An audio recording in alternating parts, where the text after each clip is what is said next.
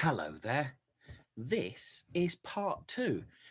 I was just doing a live storytelling stream and then the tech gremlins jumped on. So I'm going to continue the story shortly.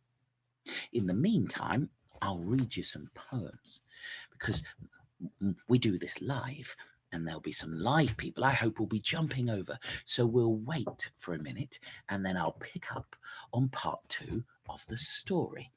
It's all my fault. It's all the fault of my internet connection. Everybody's on the internet. I don't know why. So, if you've not seen me before, my name is Gav Cross, and I tell stories.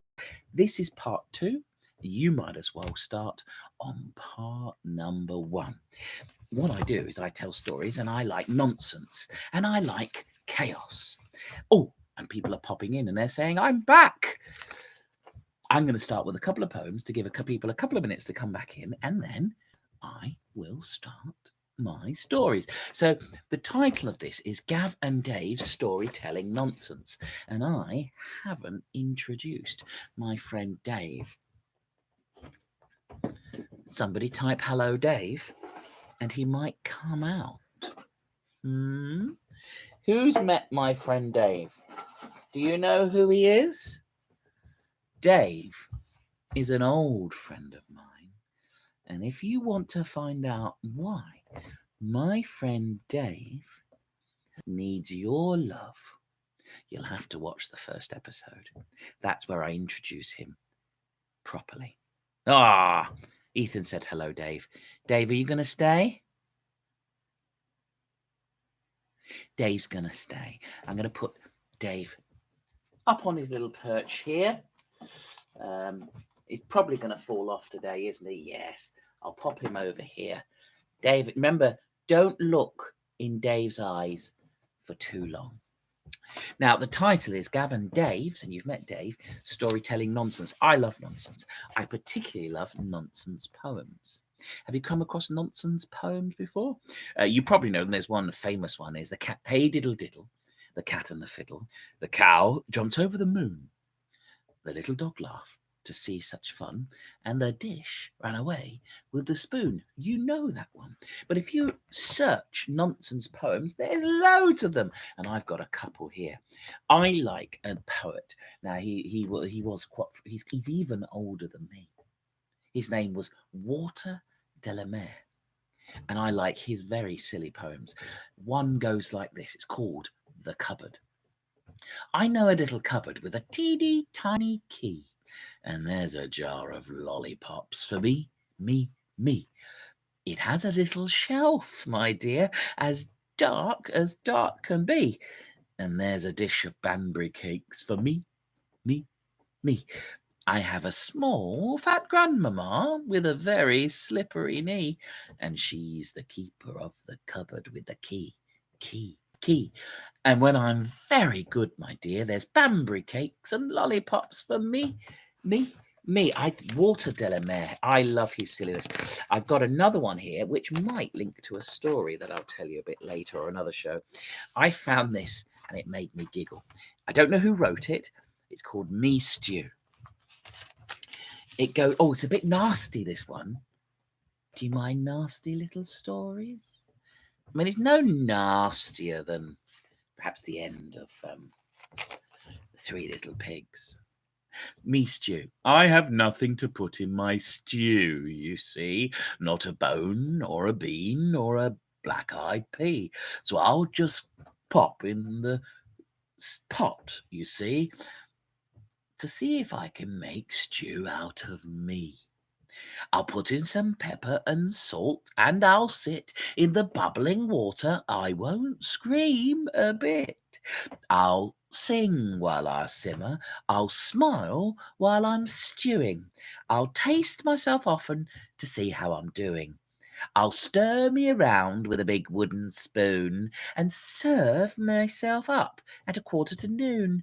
So bring out your stew bowls, your gobblers and snackers. Farewell, and I hope you enjoy me with crackers. I'm really sorry to the vegetarians out there. I'm very sorry. Please do not sit in a big bubbling water of boiling stew pot. It's not a good thing. Right, I'm going to pick up my story again, and we'll tell that story. It's a story of the silly old man and the dragon. And as I said, the first part is back on the other show. Oh, don't know what to do. I might take them down and join them up. We'll see. The silly old man took his honey cake, honey cake, and took it off into the forest with his bow and his arrow, and he walked through the beautiful, sunlit, dappled forest, green and fresh, and he was happy as anything. And then on a tree he saw a pigeon. Pigeon. Pigeon pie. I love pigeon. I tell you what, if I can catch that pigeon, I'll be able to make a pigeon pie. So he took out the bows and the arrows and he pointed it straight at the pigeon. And it missed. It missed. It hit the tree next to the pigeon. The pigeon was mightily surprised. I don't know what a noise. I don't know. I genuinely don't know what noise a pigeon makes. If you know or can describe the noise of a pigeon, please type it into the live chat box there, because I need that help. Never heard a pigeon just after it's had an arrow fired at it. I missed, said the silly old man. So he got out another bow, an arrow.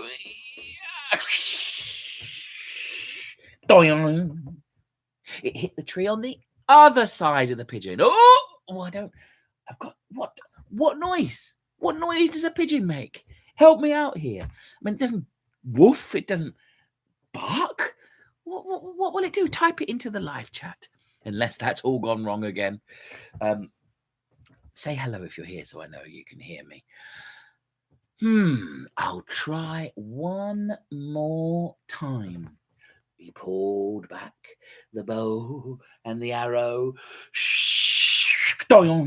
It missed the pigeon again. Ash says, coo, coo, cuckoo. It's not a cuckoo. It's a pigeon. I told you that. They say cuckoo. It's not. They don't say hello, Ash. They don't say hello. They're pigeons, or do they? I've never heard a pigeon. Maybe I'm wrong. Anyway, the silly old man missed the pigeon. No pigeon pie for tea. So he walked off into the forest, deeper and deeper and darker and darker. I'm tired. I'm hungry. So he took out the little muslin parcel honey cake, and he took a lovely big bite. Nom, nom, nom, nom, nom, nom. I can't eat it all. If I eat it all, I won't have anything for afternoon tea. I tell you what, I think I'll have a little lie down here, a little nap after all of my exercise, and I'll eat some more later. So he put the honey cake down onto a little branch and he lay next to it and had a little sleep. Now the honey cake was very, very good. So good that it drew out a fly. I know what sound flies make, I think. It landed on the honey cake.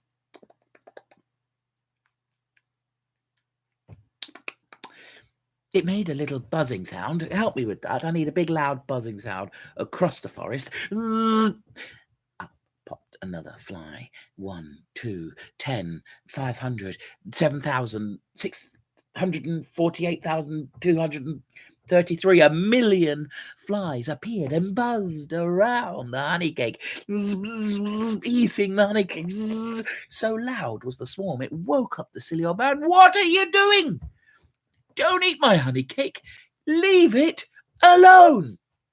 He pulled out his bow and his arrow because he's a silly old man, and he fired the arrow straight into the cloud of flies. I'm really sorry, this is nasty. This does involve dead flies.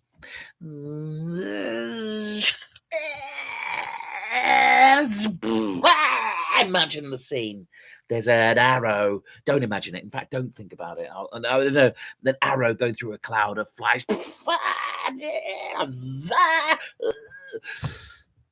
The arrow killed 100 flies, and the rest flew away. I killed 100 with only one arrow. I killed 100 with only one arrow. I killed 100 with only one. The silly old man was overjoyed. I killed 100 with only one arrow, singing at the top of his voice. Unfortunately, he'd gone deeper into the forest than he'd ever done before. He'd plopped himself down on the floor just outside the cave. The cave was a nest for a dragon, and the singing woke the dragon. I killed 100 with only one arrow. I killed 100 with only one arrow. Hunter, a dragon hunter is here. A mighty hunter. The dragon woke. The dragon climbed out of the cave, and you know what dragons sleep on, don't you? Who knows what dragons sleep on? What dragons with their warm bodies ready to blast fire. What do they sleep on? The reason you haven't seen a dragon, of course, is dragons can sleep for hundreds, if not thousands of years. Perhaps we've not seen dragons because they've been hunted, or they're all asleep. A dragon likes to sleep on gold. Ash and Ethan say bones. It's not bones. It's gold. Gold and jewels. Precious things. You killed 100 with only one arrow, said the dragon to the silly old man. Now, the silly old man was silly, but not stupid. When he saw the dragon, he knew he couldn't run, and he knew he couldn't show any fear.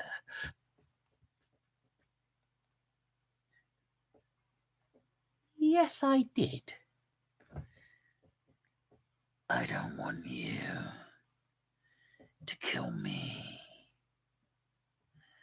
Prove to me you are indeed a mighty hunter, and I will leave this cave, and all my gold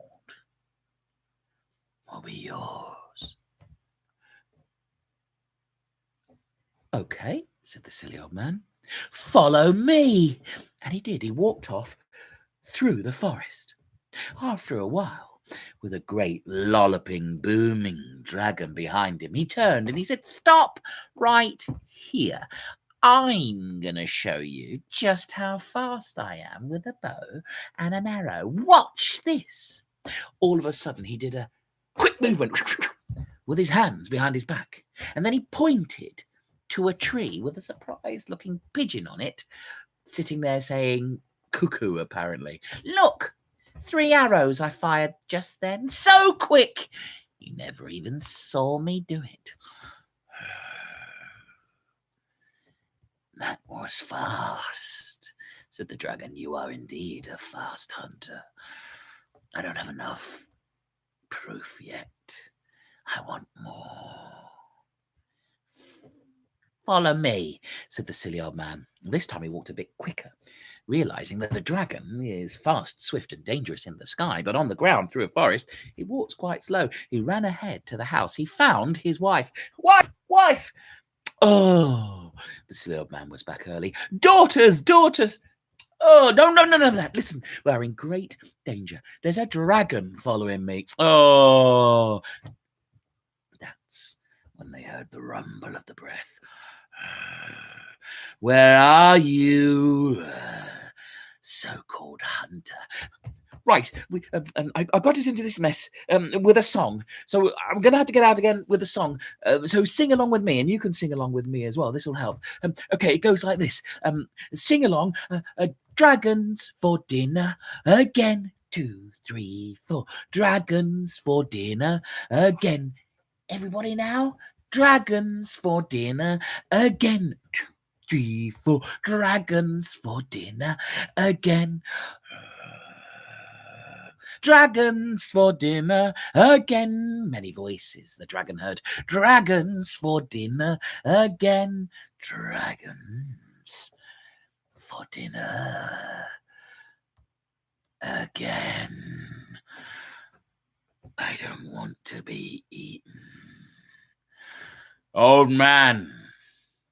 The dragon appeared in front of the house. Ooh, said the wife. Oh, said the daughters. Dragons for dinner again. Said the silly old man. I will leave. I will leave this land and I will not return. The gold is all yours. I do not want to be your dinner. And with that, the mighty dragon lifted its wings and flew into the sky. Once again, past a very surprised pigeon. The silly old man was now the richest old man in the forest. And every morning he would get up and sit on his golden chair and on the golden table, and he would say, "Good morning, wife." Oh. "Good morning, daughters." Oh. Nothing had changed, except he didn't go into the forest anymore. And he often wondered if in some cave, perhaps not far from you, perhaps deep in the forest near where you live, shivering, sleeping, with no gold, there's a dragon who perhaps one day will wake up and think,